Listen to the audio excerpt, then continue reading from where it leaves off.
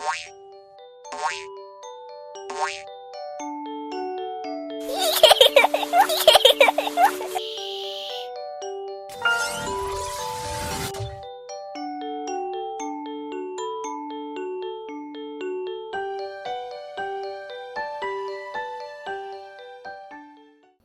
গল্প চেষ্টাই সফলতার চাবিকাঠি। একদিন দুই ব্যাঙ একটা ঘরের মধ্যে উঁচু জায়গায় লাফালাফি করছিল। সেখানে রাখা ছিল মাখন তোলার জন্য একটি দুধের হাঁড়ি। হঠাৎ লাফালাফি করতে করতে দুই ব্যাঙ সেই দুধের হাঁড়ির মধ্যে পড়ে গেল। দুজনে তখন দুধের মধ্যে হাবুডুবু খেয়ে সাঁতরাতে লাগলো, কিন্তু তাদের পায়ের নিচে ভর করার মতো তেমন কিছু না থাকায় তারা লাফ দিতে পারছিল না।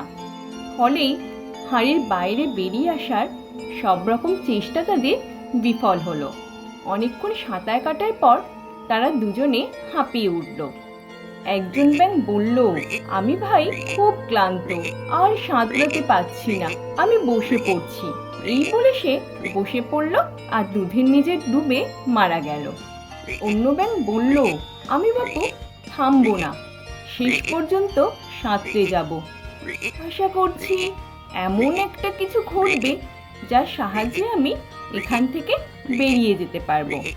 ফলে সে ক্রমাগত দুধের মধ্যে সাঁতরাতে লাগলো।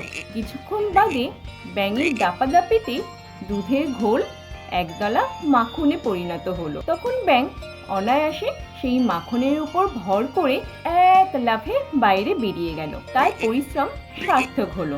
তো এই গল্পটা থেকে আমরা কি শিখলাম বন্ধুরা? চেষ্টা করলে তবেই সফল হওয়া যায়। এরকম অনেক গল্পের জন্য আমাদের চ্যানেলটিকে ফলো করুন। আমার চ্যানেলের গল্পগুলো ভালো লাগলে সাবস্ক্রাইব এবং লাইক করো এবং তোমার বন্ধুদের সঙ্গে শেয়ার করো।